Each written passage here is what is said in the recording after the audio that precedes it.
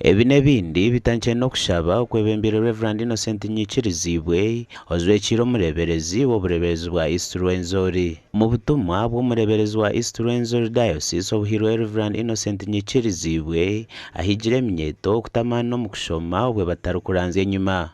Mutima mani mushome read than ever before kokukira munonga mwekwase Ruhanga. Okutina Ruhanga niyo ntandikiro y'obwenge kandi uko rukwenda obwenge oshabe.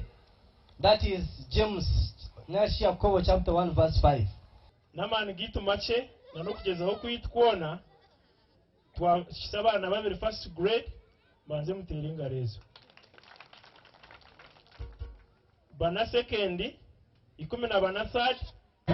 Gavumenti habutwara ishomereri nezo maniste kintu kihawe abo kuba kintu kihawe gavumenti neza kutandika kushishura mishara yishuri neza kugira responsibility okurebeka ngo ishomero rya running kurangwa abana bitu bashekendure baza gukora kucyana munonga ibigezo byabo no babikorera heru tukagizira mukoro umwanya gwa konka ntwenda kusemeze ebinanke binebiko ne room uko bana bazakora bizambya bya teni ya kana basitama.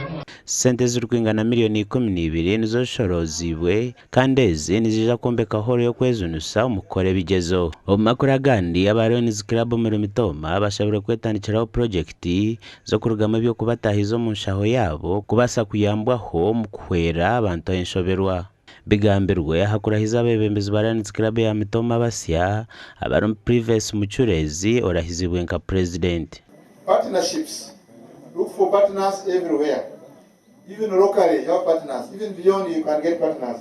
Really, I prayed that I will always attend the meetings that I have not been attending and other activities which I shall maintain the collaboration. Obira president wa Lions Club John Barije arahizibwa rukuraganisa kwa rukwija kwatanisa no mugiro mbigere. We planted trees at the Mitoma district headquarters, Ijumo Progressive Secondary School and Obangi Senior Secondary School, and also participated in cleaning various towns in Mitoma and Kasheshero.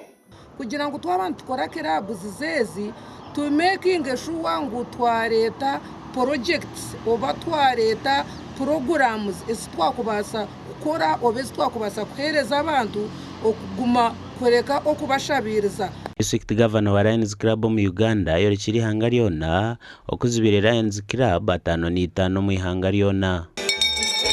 Gasha kwa Anthony Twine na Ben Mhoz. Yego.